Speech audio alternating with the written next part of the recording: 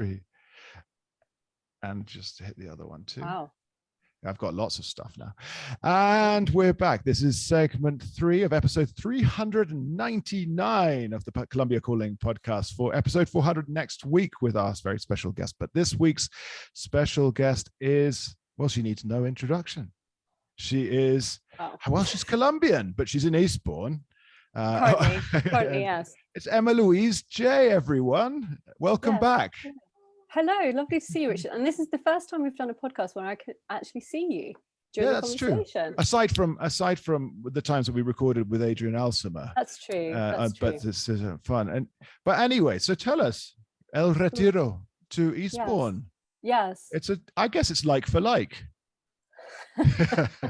Well, in some ways. So I left El Retiro in about like the end of December, just before the red list thing. Maybe we'll talk about that. Yeah, let's talk about that too in the podcast. So I left, I think it was the last week of December last year, and I was quite ill when I left because I was recovering from COVID, and all my stuff is still there. My car is there, my books are there, my belongings are still there. I have no idea what state they're in anymore, whether they're covered in mildew or chooches have eaten them, or I have absolutely no idea. But they're in the house up there in El Retiro. Yeah, so it's become like Hemingway's house in Cuba. Yeah, literally. Apart from the literary success, yeah. But they're going to leave it all there, and then people won't be allowed to go in, but they'll be allowed to walk outside and around the house like in Cuba, because that's how the Cuban state left it, as a museum dedicated, and so you're only allowed to look through the windows. Well, it could be a museum. I mean, I think various people do wander in and out of it at the moment. Sure they do. I'm sure they do.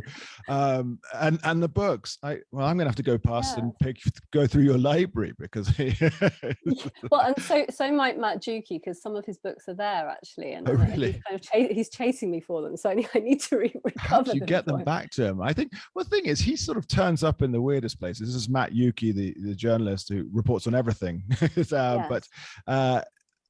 He turns up everywhere. He could turn up in El Retiro, tomorrow. He certainly could. He could. True. Who knows where he is? International man of mystery. Indeed. Okay. Yes, but so everything's still. I want to go back and spend some time there, but the red list thing is really causing everybody a lot of issues. Well, we're giving everyone a hard time, hopefully, on this social network. For people who don't know, probably my listeners, that's the majority of you in the US, Colombia is on the red list for the UK. This red list is the most absurd thing, and I read today that there's a new variant in the UK that's possibly more virulent, they're investigating it, than the Delta. Is this the Eastbourne variant? Very possibly. I'd love to imagine it's an Eastbourne variant. But I guess we're down to what? We must be on epsilon, or where are we now? Yeah. Zeta, theta, whatever, the Greek nomenclature. But I read just the headline that there's possibly something more contagious than Delta possibly being investigated in the UK. And yet Colombia's on a red list. Yes, it's terrible. It's not fair at all. 7 countries remained on the red list: Peru, Panama, Colombia, Ecuador, Haiti, Dominican Republic. Why all these countries, that are connected in part to the Alliance of the Pacific?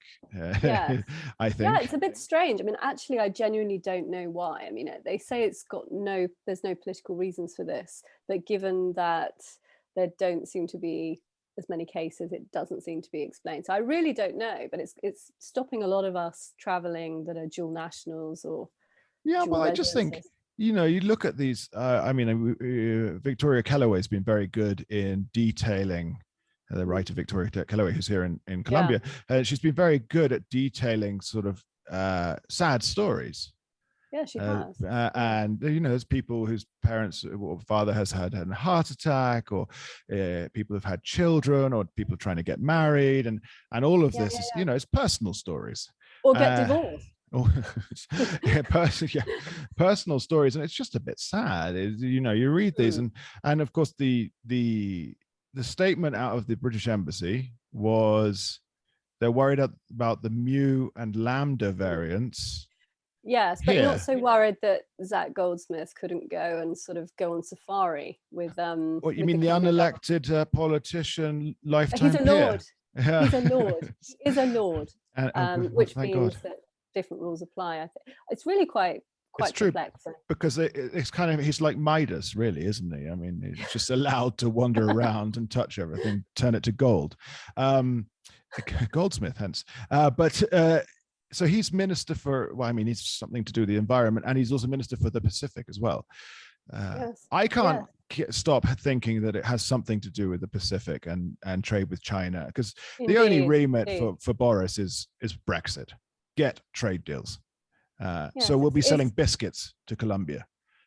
It seems eerily suspicious. I also do wonder if it has something to do with the issues with China and Taiwan and stuff like that. But what do I know? I mean, what do I know? We can speculate, but we don't, obviously. I was very happy to go. I'm very pleased and honored to be invited to the 40th anniversary event of the British Columbia Chamber of Commerce. I will admit to almost feeling like I wanted to walk out when Duque gave a televised address. I very nearly, but remembered that I was talking. So I remembered that I had to give a talk at some point. So I said, well, I'll stick around. But the ambassador didn't show up. Colin. Oh, poor Colin. He was having his nails done. He didn't show up. The deputy ambassador showed up. I can't remember his name. Who's that? Stuart. I've got his card somewhere. Simon, Stuart, Stephen, something. Nice guy. Actually, nice guy. But obviously, he didn't expect to shoulder the blame. But we think that the ambassador didn't show up because he was going to be heckled. Oh, really? On various it was fronts. Actually, yes. I do like the fact that as I turned up, the director of the Colombia British Chamber of Commerce came and greeted me and told me to behave myself. Oh, really? Have you got like past form? No, not at all. But I am considered that it might be possible that I talk out of turn. Right. You might have to be reined in certain situations. Yeah. I did wander up for my talk onto the stage with a glass of whiskey. I think that's the best way to deal with these situations. I thought so. A smoking jacket. I was in a suit. In a suit, and I had a tie on too as well, which I haven't. I think last time I wore a tie, I can't remember what it was for, but a wedding or something. But so it was actually quite fun. It was a fun event at that point. But there wasn't any heckling done, I have to say, unfortunately so. But the red list. I mean, even if we'd gone to the US and got vaccinated, that vaccine would not. It would not be counted in the UK unless we were US residents.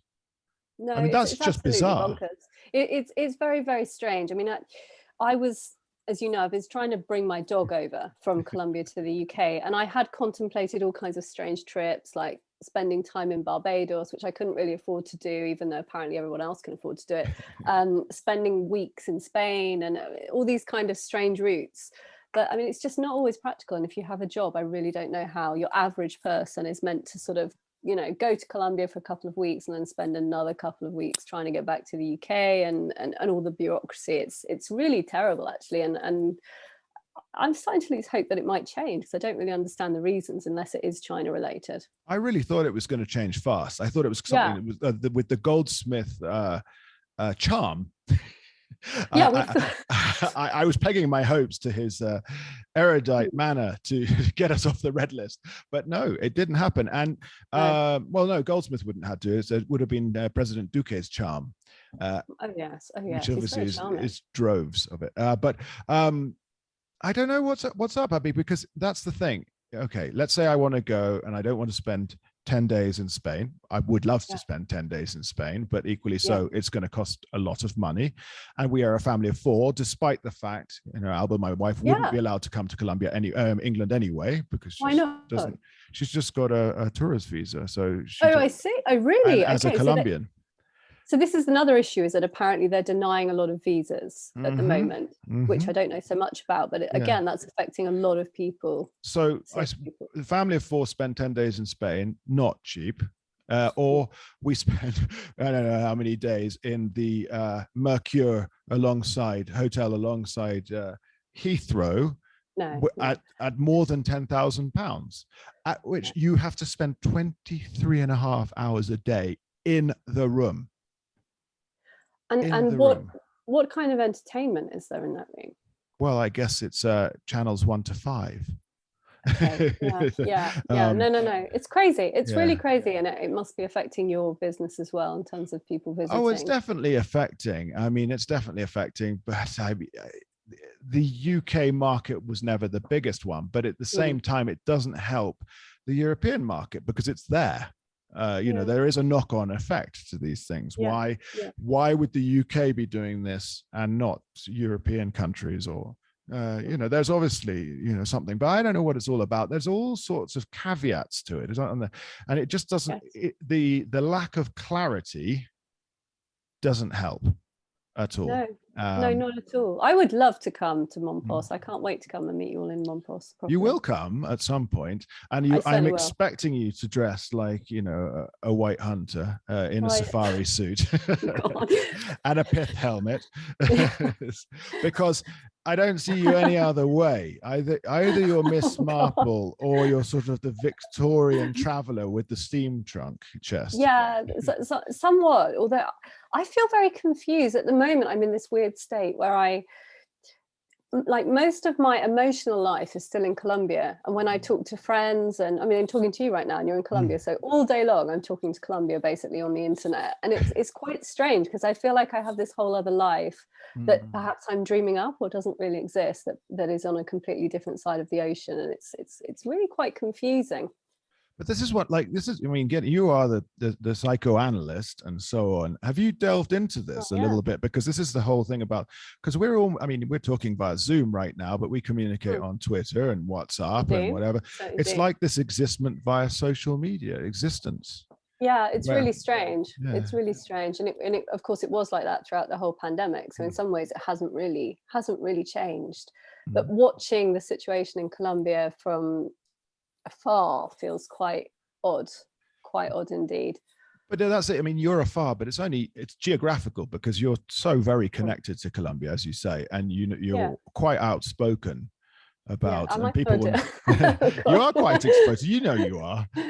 You're quite politically outspoken about things, especially and things that we should be outspoken about, like the deaths, the killings of social leaders, community leaders, and everything else that's going on, and the aggression, I would say, that is inherent.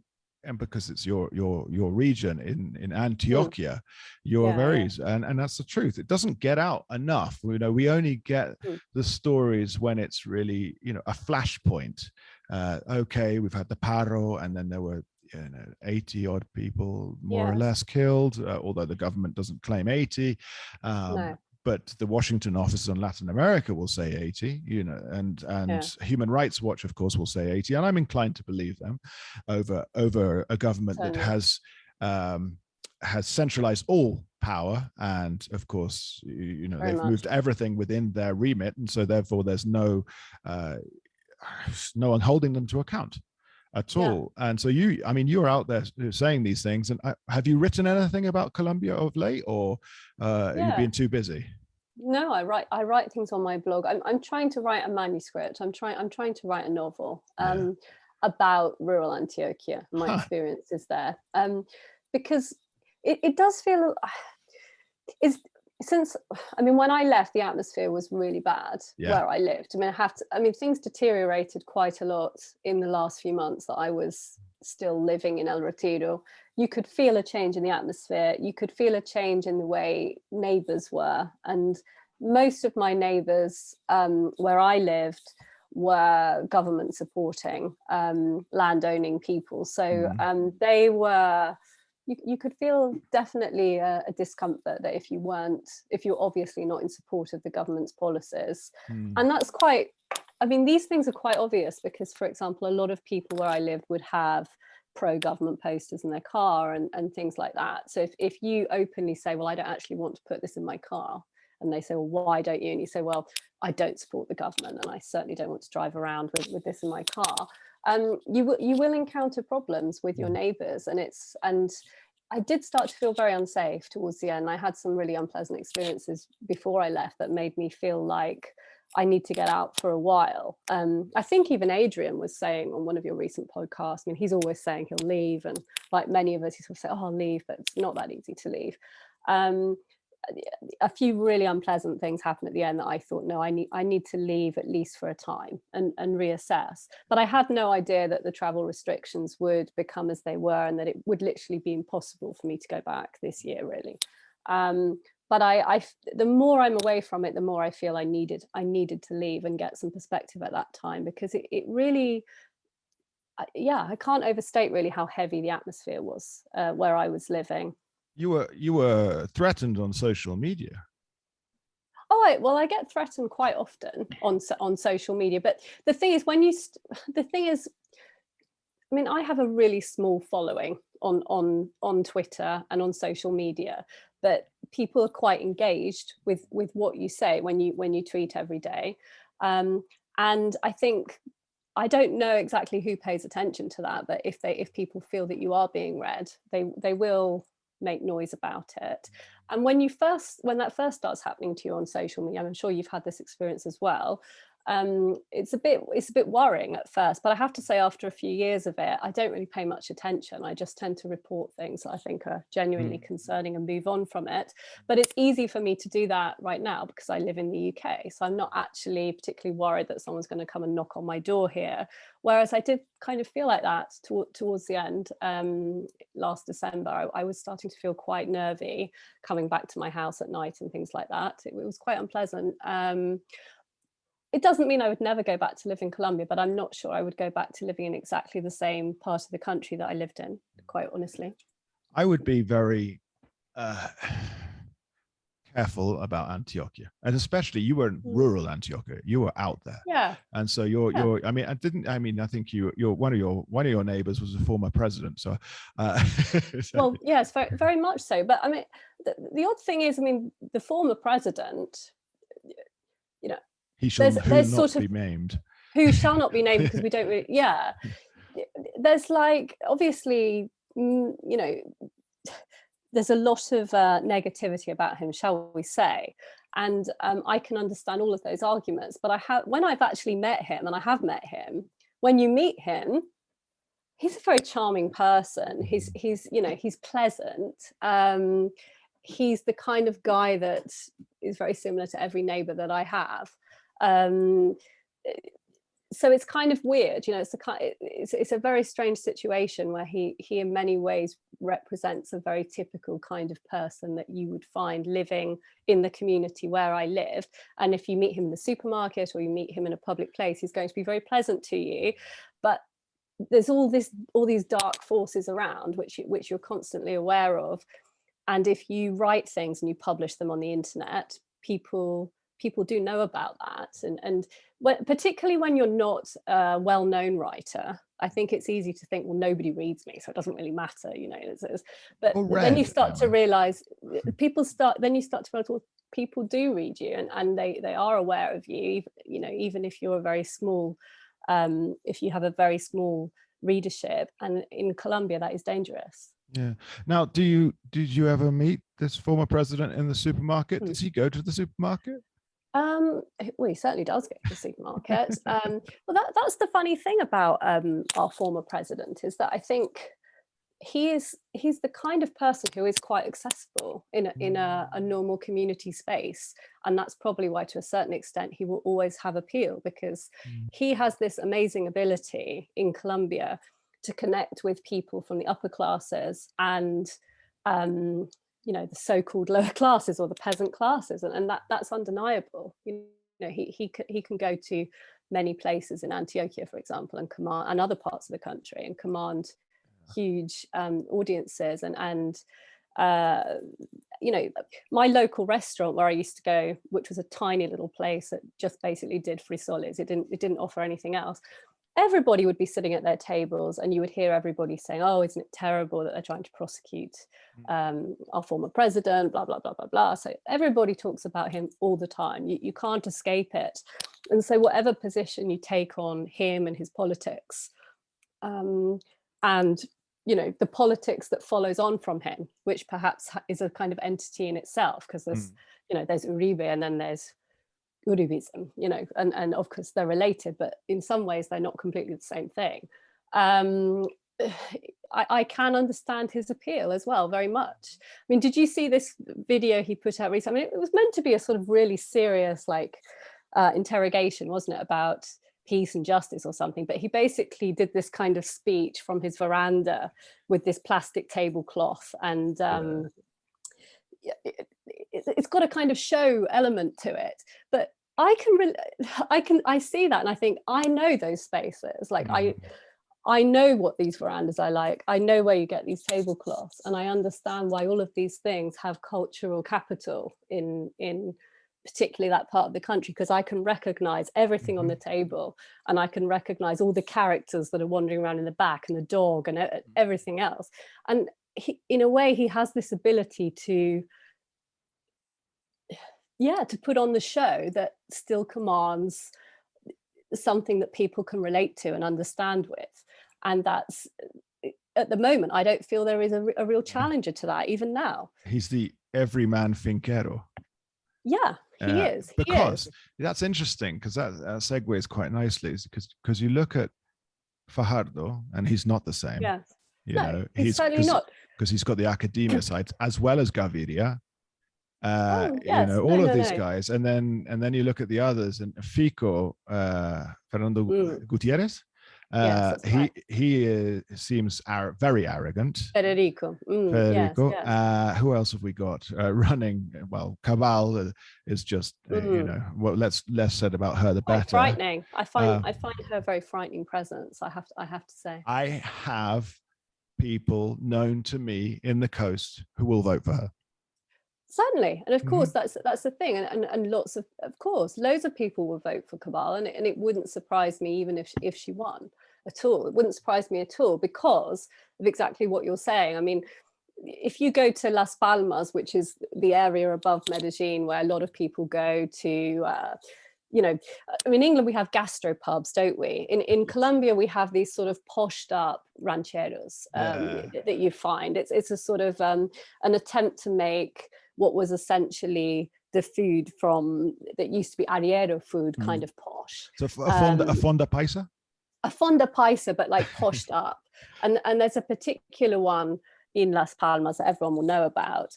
And many times I would see Fajardo there. Nobody would pay him the least attention. I mean, he could walk in and order a meal. No one would care. I mean, there's absolutely, which tells you really just how risky he's perceived to be in Colombian politics. Like nobody, I don't think really, after what happened last time round, he's considered to be likely to gain huge appeal. I mean, maybe he will, and I'll be shocked, but I would be shocked.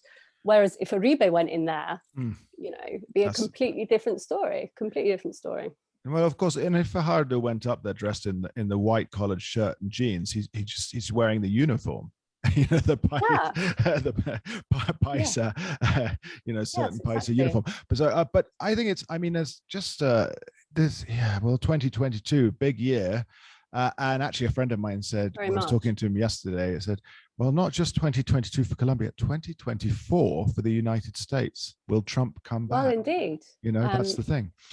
We've got some unstable, uncertain times we are living right now, and more coming. When are we set for an interview for an election in the UK? I don't know. I mean, who's really? I mean, I think a big question is who really wants to be a prime minister in a pandemic. I mean, who actually wants that job? And I'm not convinced that Keir Starmer would actually like that job. I have the feeling that nobody really wants the level of responsibility that is required to take these decisions at the moment. And as for the Colombian election, I don't know if I miss Colombia very much, but we all know that the years before an election are tough times in Colombia, and I think this election in particular is considered to be a very delicate issue. Delicate is the way to put it, isn't it? Delicate, definitely. You know, to lighten the conversation a little bit. I think you and I have both been identified in certain circles as potentially being spies.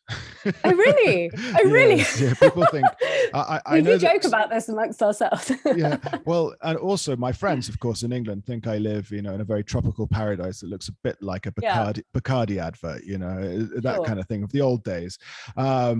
But I have others who think I'm some sort of spy, and all this bluster on a podcast is very much a facade. Oh, I see. For something darker, for something darker. Right. And then when I worked for that political consultancy firm, it was a confirmation. And then that's the confirmation definitely. when I you know got forced out, because I probably then I'm a double agent, if that works that way. But I mean, think anything with consultant in the job description is always going to attract these kind of assumptions. But are you a consultant? Well, I'm a psychology lecturer. Actually. But you're an academic, so therefore you definitely are a spy. Well, I don't know. I mean, I have this lectureship now at the University of Brighton, so it sounds perhaps particularly suspicious. Of course, in Brighton, with its, as people have said on Twitter recently, socialist government. Yeah, it's certainly a big change from living in Antioquia, because I've gone from a place that was extremely right-wing in the neighborhood where I live to a place that's extremely left-wing that has the Green Party elected and things like that. So although not in Eastbourne it's conservative. But are you the youngest person in Eastbourne? I think I'm the youngest person by probably about 40 years. And I feel older than they do, I think as well. But so, I mean, I know obviously you wouldn't be able to admit or confirm or deny if you were on Her Majesty's Secret Service. But what do you say to people out there who are suspicious of us, those of us who write? Because I was dismissed. I found out the other day, someone just dismissed me as being an intellectual the other day, which I found very fun, because I thought that as a compliment. Well, I don't know what I would say to them, but I was having a conversation recently with a friend of mine that one of my best friends he's Indian and he lives in India at the moment. And he was saying, I asked him, you know, are you a spy? Because he tends to travel around a lot to odd places, and he's lived in New York, and, you know, sometimes he's back in New York. And I said, you know, are you actually a journalist, or are you really a spy? And what he said, which I think was interesting, was he said, I couldn't be a spy because I don't feel like I could pledge allegiance to a particular government. But he said, if I did feel a particular allegiance to a particular government, maybe I could work in espionage. So in response to that, I would say that I probably sympathize with those views. I don't think I could pledge allegiance to a particular government at the moment. I could pledge allegiance to be against particular governments, but not necessarily supporting. So but I would say that's the perfect response from a spy. I would say so. I think you're trying to cover your tracks there and so on. But no, we're not. Obviously, we're not. I'm joking around, but I do like the fact that some people harbor it. You know, the idea that we have some ulterior motive. We certainly could be. I mean, some of us could be. How would I'm know? Certainly. I'm not. I'm not getting past manila envelopes of cash anywhere, or briefcases by Foxtrot Alpha in the park. You know, I wish I were, but it's not happening. But if you're listening to this, you know, I'm open. If anyone, you can have a vote. Perhaps you should have a vote. Like, what percentage of your listeners think that either you or I are actually a spy? I think we should put this up. But of course, you know, we include our friend Matt Juki on this as well. So it's a 3-vote. But so what? No, anyway. What's up next? I mean, last time we've spoken many times. You've been on the podcast many times, and we've talked about your fascination with José María Córdova. We've talked about Fanny Henderson, whose brother was eaten by a crocodile back in the day. Yes, on the Magdalena River. And we've talked about all of these things, but so you are writing this manuscript and have been writing this manuscript. Tell us a bit more about it, because we've talked about it, but let's get this published. Well, yes, I found it very difficult to find a publisher. I think it's very difficult because you need a literary agent. So if there's any literary agents listening to this, please let me send you some things that I've written. But yeah, I'm very interested in this odd relationship between the UK and Colombia in general, which is typified perhaps in the José María Córdova situation, because he had this odd relationship to the British consul at the time, and was engaged to Fanny Henderson, his daughter, and unfortunately that ended because he was murdered being a social leader. So all these things seem quite contemporary in El Santuario. That's right, yeah, in El Santuario.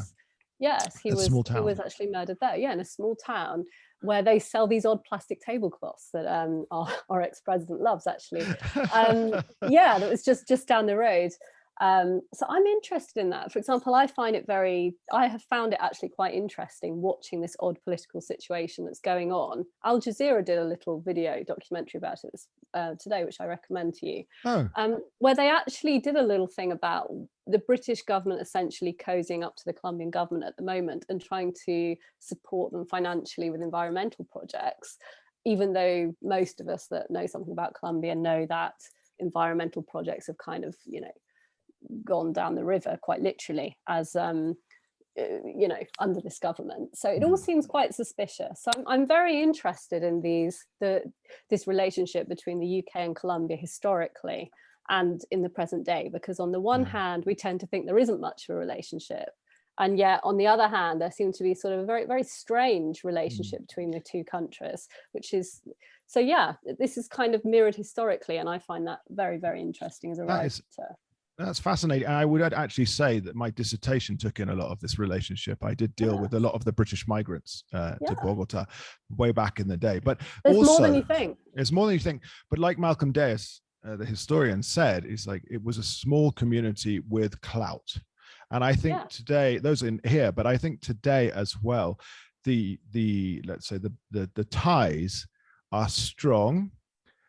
Obviously not as broad or as binding as the US, obviously, but equally so they exist, because it's not for nothing that the UK government gives 250 million pounds to Colombia for protection of the rainforest, the jungle, and around Chiribiquete. And Channel 4 just put out a little news piece on that, investigative, really damning it. Well, exactly. How do you feel about it? For example, I actually felt, because I know we've all been kind of concentrating on the red list issue and thinking it was kind of awful, it's terrible. And I still think it's terrible. But actually, I'm even more outraged by the attempts of the British government essentially to put out what I consider to be quite positive propaganda for the Colombian government, creating the idea that they're doing environmental work when they're really not. And so I find that really troublesome, actually. In fact, one of my listeners, because it's the UK government with the help of the Norwegian embassy, one of my listeners is the forestry guy from the Norwegian embassy. So I'm going to get him on before long, because I know he's a listener, and he has a Colombia Calling t-shirt. So there you go. But I find it fascinating, because what does the GB, the UK government, get in return? Exactly. Because there's nothing, these things aren't given out just through altruistic means that we're going, let's save, which would be lovely. And if it were, let me eat my hat. But Boris doesn't sign off on 250 million without something in return. Let's be honest. No, as they say in Antioquia, no hay tanto oro en esas minas. Like there's something fishy going on. Like there must be an exchange going on that we're not quite aware of, and I can only think that must be related to other political concerns in the Pacific. Yeah, I would say so, because the UK government has been reducing, for years, obviously, its commitments to, let's say, international development programs and so on. Very much so. The money isn't there anymore now, post-Brexit or pre-Brexit, wherever we are in that thing. 250 million is a significant amount of money. And I just don't think, of course, we need to protect. And of course, it's an amazingly incredible gesture right before COP26 in Glasgow. And also helps. I know that we know, and we've got it on quite authoritative, quite high authority, saying that President Duque, in his post-presidency life, it wants to be a kind of technocrat for environment. Oh, how odd. Yes. Don't know what to say about that. He's been laying the foundations for this, and that's why he talks about the Gran Foro, the Amazon that he helped set up, and this and that and everything else. And that's why, of course, he'll be there in Glasgow this coming week. But this Channel 4 thing and the Al Jazeera thing that have come out are not going to do his let's say petitioning for this, his jostling for this position any good at all.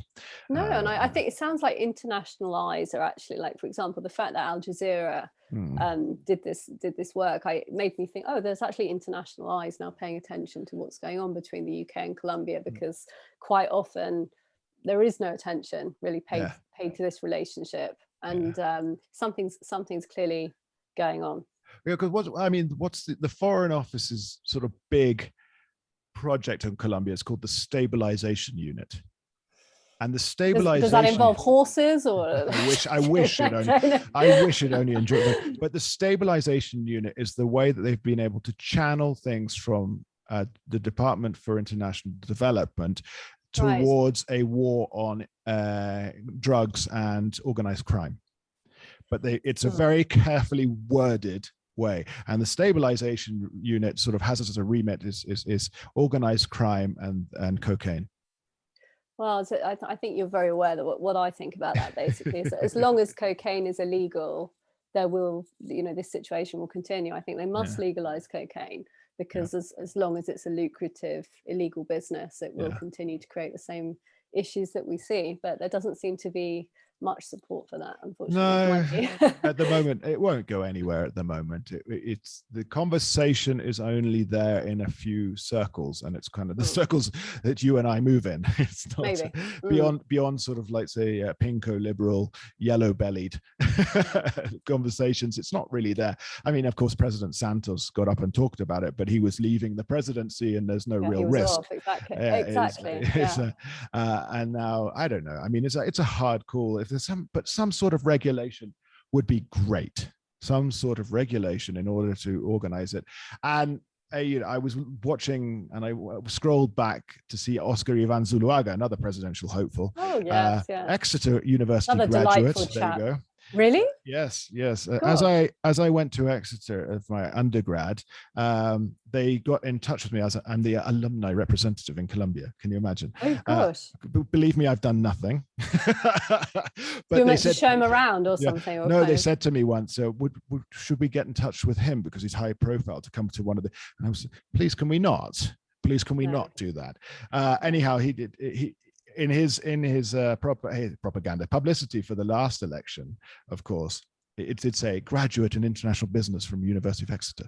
But that said, he's trying to make himself look young and cool and dance on He'll need social quite media. a lot of cosmetic. Yeah, with that. But he's also said, oh yeah, we could just change all the coca fields to marijuana, and therefore make a boom. And it's like, that's not how this works. It's a very exciting, let's say, prospect, but it's also a totally unrealistic. Totally. And I think it's also, there's always in Colombia this idea that there's this sort of championing of the entrepreneur, and to a certain extent, yeah, of course, why not? If somebody can start a business, great. But I think this idea that, what they call, what's he calling, like medium-sized empresarios or something that's going to revolutionize Colombia. I don't think that's right. I mean, I think there's actually really basic issues with literacy and things like that in rural areas that are not being addressed at all. I would say I'm a medium-sized empresario, having opened some businesses, and we've been left to flounder in this last 2 years. I mean, totally. And you're seeing that, the old sort of mom and pop places or small businesses in parts of cities and towns and out there, they're the ones that have suffered and have closed down. Again, talking to my buddy from New York the other day, and he's just like, the independent stores in New York have all closed. And so we've got a total homogenization of all the shops. It's all Gap. It's all Starbucks. It's also because they're the only ones that can survive. We're not as bad here because we're not as let's say, plugged into that, but it's happening. It's happening that we've got the KFC, the Starbucks, and everything else, and that those of us who've tried to make something of it, there's only there's a percentage who can survive. Yes. And then we'll end up gobbled up or closed down by others, and that's so we talk about the small to medium empresario, and it's always championed, as you say, but we're the ones who've been cut adrift. No, you haven't been supported. Oh, not at all. And before anyone gets angry with me and say, oh, the government's done this, no, they opened lines of credit. They opened lines of credit with which to pay our staff. And I am grateful for these lines of credit, which amounted to, in my case, somewhere near to 7 million a month, 7 million pesos to pay my staff and to keep them on. But I am now paying interest and paying the lines of credit back. So there you have it. And that is as clear as I can be about this. And of course, as soon as they decided that the pandemic was officially over, which was probably sometime last year, I mean, economically, that was all stopped. All of that was stopped. And yet there was no economic reactivation like they're saying. And the economic reactivation that they talk of is at the cash till right now. Everybody's spending more money to survive. That's the truth of the matter. And so, oh yeah, but hotels are, yes, we're all seeing an upturn. This is true, but we're all also trying to, bridge this gap over the last couple of years. And also the places, and more power to them, that are really seeing the increase, of course, is sun and sand places. So Cartagena, Santa Marta, San Andres. Beach. Because Bogota and Medellin and everywhere else have been trapped for the last 2 years. Everybody wants to get out. So, of course, there's a boom up there. But remember, there are quite a lot of places in the interior of the country. Very much. And they're very beautiful. And I mean, there's a place that I love to go for holidays to, Son in Antioquia, which is these kind of places are places that often get forgotten, but they are such cultural treasures. I mean, you go to Son and you can find all the houses with all the stone patios and the most amazing views and the most amazing traditions that have still been preserved and festivals and things like that. But they only ever really promote, very, very small amounts of places in Colombia. And I think they need to start helping other parts of the country to become more visible. When my second son is a bit older, I want to do a little road trip around Antioquia to Pueblear, to go through the towns. When James was little, so my first son, we're just old enough, we did it around Boyacá, and it was still to this day one of the best holidays I've had in Colombia. We picked a base, a nice country hotel, and then drove each day to different towns to visit and sites, and it was just wonderful. And of course you eat so well. Oh yes, you certainly do. I mean, you have lots of sausages and lovely things and chocolates by the road. And for me, Boyacá, the pioneers in the merengon.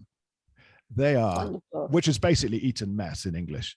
Yeah, it's like eaten mess, isn't it? It's not exactly. It's not really pavlova because it's a bit more. It's a bit more tropical in there as well. It's because you get the guanabana.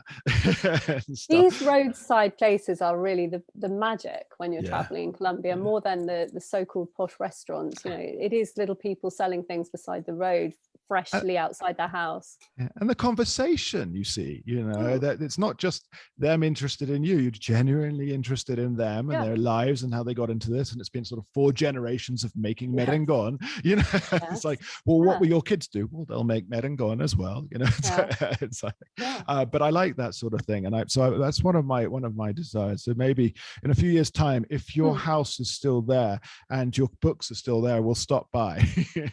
Well, I'm really hoping that I'll be back in Colombia before that. I really am hoping that at the end of the year or soon after I could be there. And as for the longer term, I don't know. Something tells me I'll end up back in Colombia, but I'm not exactly sure when. It's captivating, isn't it? And I have sort of warning shots across my bow from my family, well, previously from my dad, now from my stepmother's, like, will Richard know when it's time to leave Colombia? I think you will always be there, won't you? Unless something something extraordinary happened. I mean, everybody I love is in Colombia, apart from my parents and my dog, who's now here from Colombia. But apart from that. Oh, Everybody I love is in Colombia. it's now your dog. Now, we won't talk too long about this, but I remember when you put the photos up, and of course, this was an incredibly emotionally distressing period for you. And you would tell me sort of secretly, well, don't tell anyone, but it's maybe this week that he's coming over. And I would, of course, cross my fingers, and we have candles lit and so on. But when you put a photo up going, oh, you know, my Antioquian rural dog here, and you put it on Twitter, and people responded, your dog and half the Colombian population want to do that. And I was like, oh boy. Isn't that sad as well, that so many people feel that because I think also everybody that says, oh, you know, I want to leave Colombia, they don't really. They just want to they want to leave a particular political reality. They don't want to leave Colombia, and that's the sad thing. Like I actually feel quite sad doing this interview, because obviously I'm aware that I'm not where my heart is, but lots of people are in my situation, so I can't really complain. But yeah, with my dog, it's been, if anybody needs advice about how to get a dog out of Colombia and bring them to the UK, it's a complicated procedure, but it is achievable, but it is a bit of a nightmare, to be honest. I imagine quite costly. Thousands of pounds, definitely. Oh boy. But yeah, as you say, it's quite sad, as you say, but I think again, it's a political situation. Opportunities, you know, opportunity, and also opportunity to know that your money's going to where it should be going and not be siphoned off into other elements. You know, the corruption that we see on every level is something you just don't feel that you're going to be able to achieve. No, the corruption is really a big issue, particularly, as you were saying, for particularly medium business owners. Like I also work for part-time for a Colombian-based language school, because I love teaching English to people in Colombia, and the difficulties that my boss has had trying to sort of do things legally, it's just impenetrable, really, and puts people off actually going into business in Colombia, which is sad. But I think for me, the corruption's terrible. But what has kind of put me here at the moment is just feeling that I didn't feel free to say what I wanted to say towards the end, and so I need to have it a bit clearer in my mind what I want to be saying, and whether I can actually continue to still do that in Colombia. And again, I'm not the only person in that situation. No. Oh, well, I think, you know, this is a very different conversation to the one I had with Dr. Paula Cubillos a few weeks ago. She ended up, after living in that area of Ciudad Jardín, it wasn't in Cali during the paro. It wasn't the paro that made her leave. It was seeing the lack of hope in the country, you know, since the sort of, let's say, the failure of the peace accord, which shouldn't fail because it's an excellent document, but also seeing her neighbors bringing out weapons to, in inverted commas, defend. That's when she said that we have to go, when my neighbors are bringing out weapons. I don't feel safe, not because of an onslaught from paro. But I think that's it. Yours is different. There's so much more affection towards Colombia, and it's quite profound.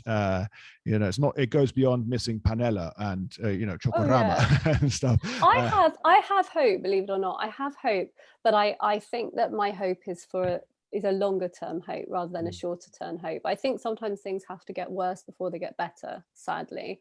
And I do believe that things will change in Colombia, because things always change, but I fear it could get uglier before things get more beautiful. I think there is going to be a further dip before. I hope not. I really hope not. But. Yeah, it's a fear that I voice on occasion, but equally so, let's be positive. And I mean, we've discussed a lot of positive natures as well, you know, when we talk about it, and it's the people that you meet, and you say the people that you love are here in Colombia, and you'll be back. I know you'll be back. I will. Doing what exactly, I don't know, but certainly. But we all have, those of us who are independent here have about 6 jobs, so it's exactly. But anyway, listen, thank you so much for sharing this, because it's just a nice conversation to have. You know, we've touched on just about everything, everything indeed, from transporting mascotas, there we go, Spanglish, Yes, transporting a pet yes. back to Colombia, to England. We've talked about retirement in Eastbourne.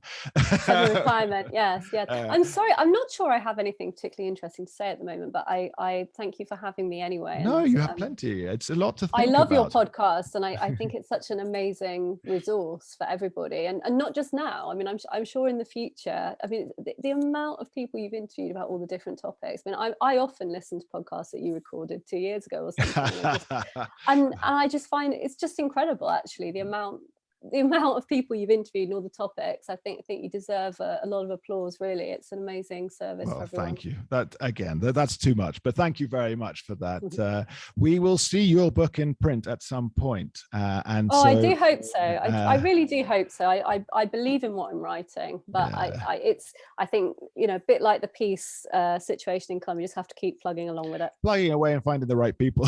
That's right. But thank you for your time. This has been episode 399. What's your website, Emma? EmmaLouiseJ.com. Read her stuff on there. Some great reflections on Colombia, and especially when you've traveled around, especially in rural Antioquia and so on. Definitely something to understand. And so this has been episode 399 of the Colombia Calling podcast. I've been Richard McColl talking to Emma Louise Jay, and we'll be back next week with episode 400. Amazing. So thank you again. And of course, keep listening and keep spreading the word.